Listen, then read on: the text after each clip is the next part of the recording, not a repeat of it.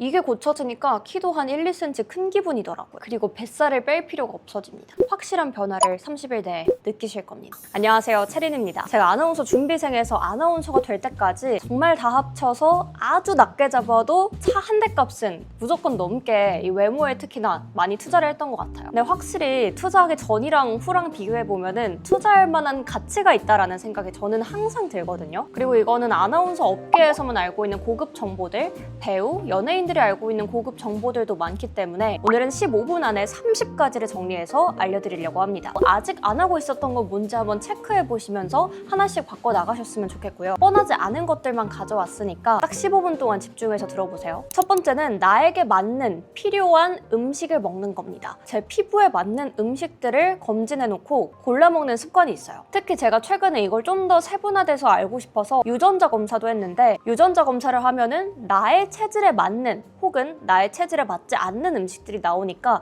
단순히 우리가 알고 있던 알러지 이런 반응들이 아니더라도 뭔가 미묘하게 나의 피부, 나의 뱃살 이런 것들에 좀 영향을 미쳤던 음식들 한 번만 제대로 투자해서 분석해놓고 이거에 따라서 식습관 가져가는 게 중요합니다. 유전자 검사했던 내용은 제가 좀 더 자세하게 나중에 풀어올게요. 두 번째는 나에게 맞는 애교살 색깔 찾는 건데요. 하얗고 펄이 많이 들어간 하이라이터 기능이 있는 게 잘 어울리는 분이 있고, 그냥 핑크핑크 뽀용이 잘 어울리는 분이 있고, 완전 좀 어두운 핑크 같은 걸로 눌러주는 게 잘 어울리는 분이 있어요. 저처럼 눈이 말려 올라간 사람들한테는 어둡게 판판하게 눌러주는 게 오히려 더 입체감을 살려주는 방법이더라고요. 이 애교살 문신 시술을 하는 분들도 계시거든요. 근데 이거 남자분들이 하는 걸 제가 봤는데 진짜 자연스러워요. 애교살이 없다, 그릴 수가 없다 하시는 분들은 애교살 시술 해보시는 거 추천드립니다. 생각보다 그림자 되게 자연스럽고 쌩얼일 때도 예쁘더라고요. 세 번째는 어깨 뽕이 있는 속옷을 입는 건데요. 어깨가 딱 직각으로 예쁘게 사라져 있어야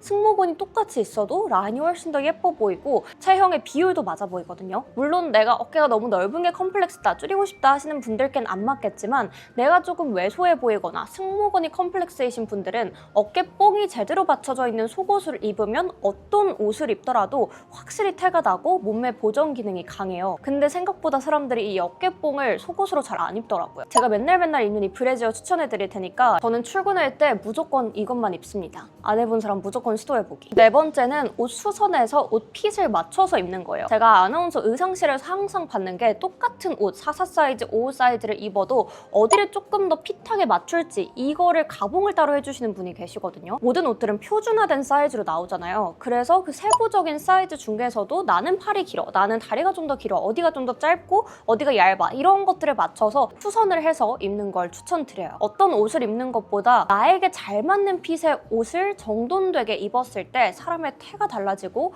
훨씬 더 세련돼 보입니다. 다섯 번째는 치아 미백인데요. 저는 라미네이트를 했습니다. 이전 영상에서도 말씀을 드렸는데 라미네이트를 하고 싶진 않았고, 외소치라서 너무 작아서 뭐 교정을 할 수 있는 류가 아니라 무조건 라미네이트를 하는 것밖에 옵션이 없어서 저는 울며 겨자 먹기로 했는데, 그래도 정말 만족하는 점이 치아가 너무 하얘졌다라는 거예요. 근데 저처럼 라미네이트를 하라고는 솔직히 추천드리고 싶지 않아요. 저도 안 할 수 있었으면 안 했을 건데, 그래도 치아를 하얗게 만드는 건 꼭 하셨으면 좋겠거든요. 시술을 하지 않고도 치아 미백 기능이 있는 제품들을 사용하면 좋겠더라고요. 참고로 저는 친구한테 추천받아서 이 화이트랩스라는 제품을 쓰는데 완전 내돈내산이, 개인적으로 치아 미백에서 이 제품만한 게 없다라고 생각합니다. 그 다음은 화장할 때 한 번에 하는 게 아니라 얇게 레이어링하는 습관을 갖는 거예요. 이거는 파운데이션, 피부도 포함이고 블러셔도 포함이고 립과 섀도우까지 모두 다 포함되는데요. 한 번에 이렇게 많은 양을 묻히고 두드렸던 적이 있는데 그게 처음에 딱 봤을 때는 오히려 예뻐 보일 수 있거든요. 왜냐면 다크서클도 잘 가려지니까. 근데 시간이 지나고 무너질 때 안 예쁘게 무너집니다. 예쁘게 무너지게 만들려면은 모든 샵들에서 하는 것처럼 레이어드를 해줘야 되고요. 피부 화장을 할 때 얇게 레이어드해서 여러 번 바르는 습관, 블러셔를 바를 때도 한 번에 확 바르는 게 아니라 얇게 레이어드해서 바르는 습관, 턱 쉐딩도 마찬가지예요. 강한 쉐딩과 연한 쉐딩을 그라데이션으로 바릅니다. 이런 디테일들이 뭉쳐서 훨씬 더 자연스럽고 세련된 느낌을 주더라고요. 다음은 노 메이크업 데이를 실천하는 겁니다. 주말에는 친구들 약속이 있어도 최대한 선크림만 바르고 화장을 안 하려고 합니다. 일주일에 하루는 무조건 노 메이크업 데이 실천하기, 그리고 노 메이크업 데이에도 무조건 선크림은 바르고 나가기. 요거 꼭 지켜보세요. 아무리 온갖 관리 다 해도 매일매일 메이크업 텁텁하게 하고 있으면 피부가 좋아질 수가 없습니다. 다음은 피부 열감 관리입니다. 특히 이제 여름이라서 더 중요한데, 피부가 기본적으로 약간 차갑게 유지가 되어야지 더 좋은 상태의 피부가 되는데, 스킨케어 제품들도 냉장고에 넣어놓고 사용을 해요. 아침에 일어나서 이 냉장고에서 나온 차가운 앰플을 발라주고 차가운 크림을 도포해줬을 때 열감도 확 내려가고 붓기도 빠지는 효과가 아주 큽니다. 그리고 여름에는 파우더 제품도 살짝 이 쿨링감이 있는 파우더 제품을 가지고 다니면서 열감을 내려주는 노력이 내 피부를 롱런하게 만들어줍니다. 다음은 쓰는 화장품들의 색조를 맞추는 거예요. 밤티나는 메이크업의 가장 큰 특징이 색조가 다 다르다는 거예요. 아이섀도우 색깔, 블러셔 색깔, 입술 색깔, 색감이 다 다른데 우리가 대부분 다 다른 제품들을 쓰다 보니까 엄청 미감이 좋지 않는 한 이 색감이 다 어우러지게 맞추기가 참 쉽지가 않아요. 그래서 아예 한 가지 제품으로 아이섀도우, 블러셔, 립까지 다 올인원으로 끝내는 게 사실 가장 깔끔하고요. 만약에 그렇게 못하겠다 하면은 메이크업샵 한번 가서 나에게 맞는 색조를 추천받고 그 조합 그대로 사시는 걸 추천드립니다. 다음은 끄듬 올리지 않고 말하기예요. 한국의 국내 총 생산 GDP 대비 가계 부채와 기업 부채 증가 속도가 전 세계 주요 34개국 가운데 매우 빠른 편으로 나타났습니다. 이 외모 관리 중에서도 저는 스피치 능력, 이 목소리가 주는 외적인 이미지가 진짜 크다고 생각해요. 안녕하십니까 김채린입니다.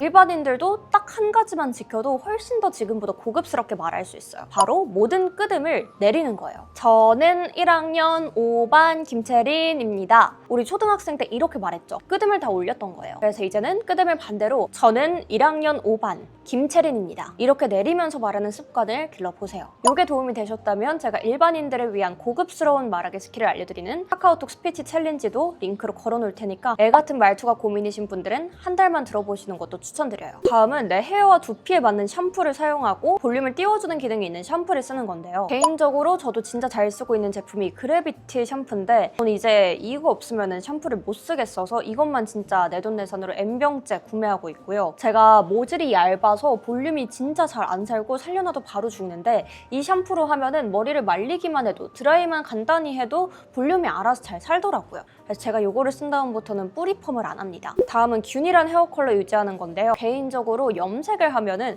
계속해서 뿌리 염색을 해야 되잖아요. 근데 우리 바쁘다 현대사회에서 이 뿌리 염색을 맨날 시간 맞춰서 다니기가 참 쉽지가 않고, 그러다 보면 결국에는 뿌리가 자라나면서 지저분한 인상을 주게 되는 때가 많아지는 거거든요. 그래서 저는 개인적으로 염색을 하지 않고 본연의 내 머리색을 살리는 걸 가장 추천드리고 싶은데, 우리 고유의 눈동자색, 고유의 머리색이 가장 우리 피부에 어울리는 방식으로 태어난대요. 다음은 얼굴형에 맞는 눈썹을 정돈하는 건데요. 눈썹을 염색하는 방법도 있고, 눈 앞머리나 아랫머리를 잘라서 깔끔하게 만드는 방법도 있고, 눈썹 문신을 해서 틀을 잡아놓는 방법도 있고, 아니면 제가 저번에 추천드렸던 엘크레 같은 이 눈썹 브로우 바 같은 데 가가지고 아예 눈썹을 뽑아서 정돈받는 방법도 있어요. 다음은 헤어 볼륨을 통해서 얼굴형을 보완해주는 건데, 생각보다 많은 분들이 모르시는 게 고데기는 열을 식히는 과정에서 고정이 된다는 거예요. 이것만 알고 있어도 내가 내 헤어 컨트롤하기가 훨씬 쉬워집니다. 식는 동안 머리가 고정되기 때문에 그 식는 시간 동안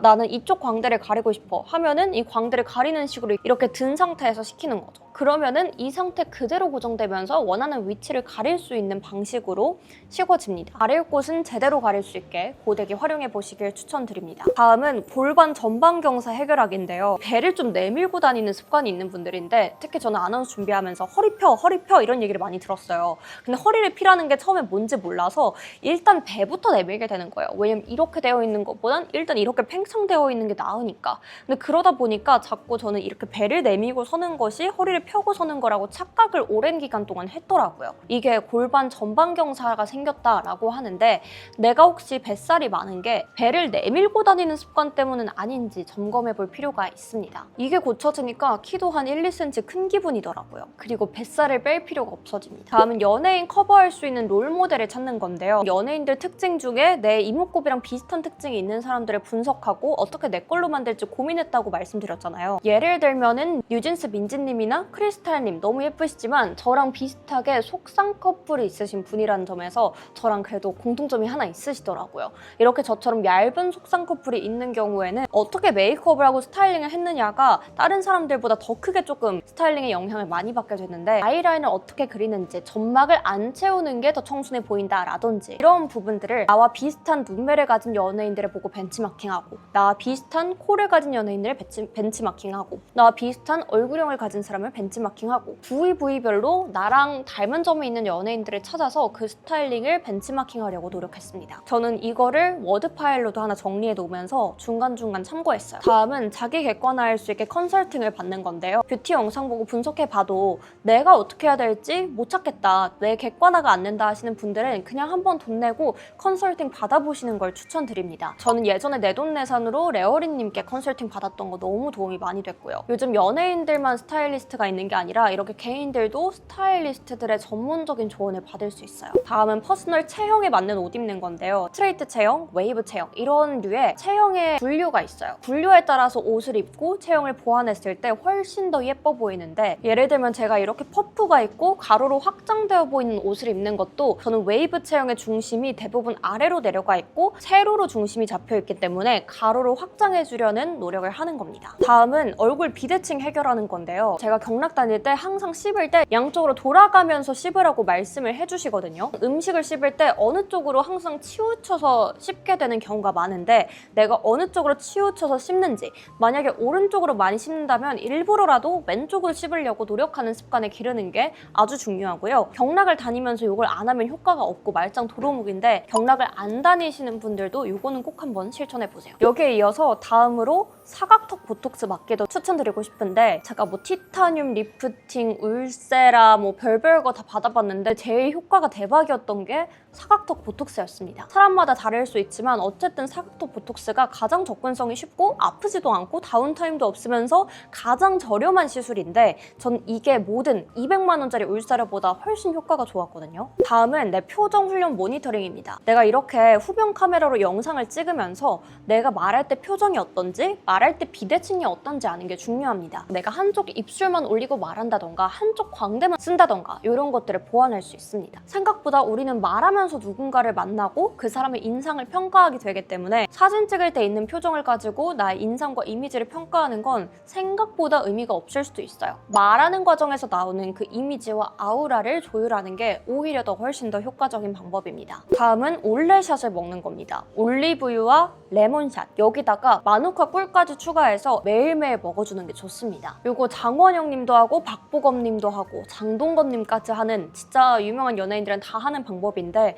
저속노화부터 혈당 관리, 그리고 화장실 잘 가는 것까지 진짜 웬만한 모든 건강에 다 도움이 되는 방법을 압축해서 넣은 게 이 올레샷이고, 마누카 1, 올리브유 1, 레몬샷 0.2 요 비율로 타서 매일 아침에 공복에 드셔보세요. 30일 안에 확실히 달라지는 걸 체감할 수 있습니다. 다음은 얼굴 손으로 만지지 않기, 그리고 헤어 제품 에센스 바르기 전에 모든 기초 제품 끝내기예요. 특히 기초 제품 바르기 전에 헤어 제품 에센스 먼저 바르시는 분들이 있죠. 샤워하고 나서 헤어 에센스의 잔여물들이 어쨌든 내 얼굴 크림 같은 거 바를 때, 선크림 바를 때 다 묻게 됩니다. 다른 제품 묻은 손으로는 더더욱 만지지 않는 게 좋습니다. 다음은 선스틱, 선크림을 목까지 바르는 거예요. SPF 30 이상의 선크림을 바르셔야 돼요. 약간 메이크업 베이스, 파운데이션 기능이 있는 선크림이다, 파운데이션 기능이 섞여 있는 제품이다 하면서 SPF 30이 안 되는 경우가 많습니다. 이런 경우에는 선크림이 제 역할을 못합니다. 그냥 메이크업 베이스로만 쓸 수 있는 거예요. 그리고 선크림도 6개월 이상이 지나게 되면은 처음만큼 효과가 없는 경우가 많아요. 효과가 없는 선크림을 6개월 넘게 계속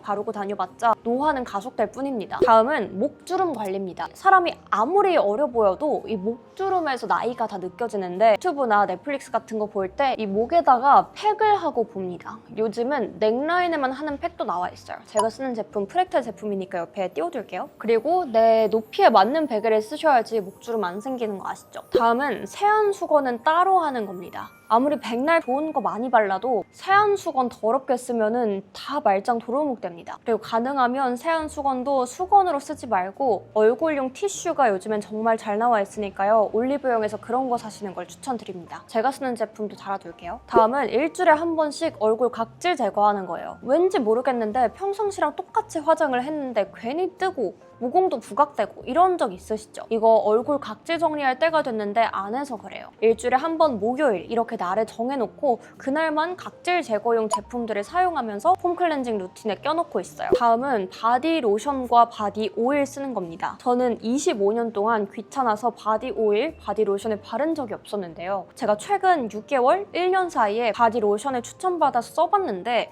여기서 진짜 벗어나지 못하고 신세계를 발견했어요. 이 살결이 한 달만 꾸준히 써도 달라지는 느낌이 엄청 들더라고요. 이게 어느 정도냐면은 제가 옷과 제 살이 스치는 게 느껴지잖아요. 근데 그 느낌이 예전엔 딱히 아무런 생각이 안 들었는데 살결이 부드러워지니까 제 옷과 살결이 스치는 느낌이 너무 부드러워서 기분이 좋은 거예요. 내가 느끼기에도 하루에 기분이 달라집니다. 마지막은 혀 클리너를 따로 쓰고 가글을 따로 해준다는 거예요. 아무리 열심히 이를 닦았는데 계속 입이 텁텁하고 입냄새가 나는 것 같아서 걱정되는 적 있지 않으신가요? 치아 사이에 있는 음식물 때문에 나는 게 아니라 그냥 입안 전체의 그 공기? 그거 자체가 더러워서 나는 경우일 때가 많잖아요. 이를 100번 닦는 것보다 가글을 해주는 게 저는 구취 제거에 더 효과적이더라고요. 그리고 여기에서 한 발 더 나아가서 혀에서 대부분의 입냄새가 나오기 때문에 칫솔질로 몇 번 혀 닦는 걸 시도해봤는데 너무 구역질 나고 아팠던 적이 많아서 혀 클리너 하나 마련해두시면은 하나도 안 아프고 완전 상쾌한 기분으로 혀를 닦을 수 있어요. 네, 오늘 이렇게 해서 외모 관리 방법 정리해봤는데요. 제가 오늘 영상에서 소개해드린 제품은 광고 하나도 없고 내돈내산 꿀팁 제품들이니까 제가 추천해드리는 제품들은 쿠팡 링크로 걸어놓을게요. 영상이 도움이 되셨다면 구독과 하이프 해주시고요. 궁금한 점이 있다면 댓글에 남겨주시면 제가 틈틈이 답변 드릴 수 있도록 하겠습니다. 저희는 다음 영상으로 만나요.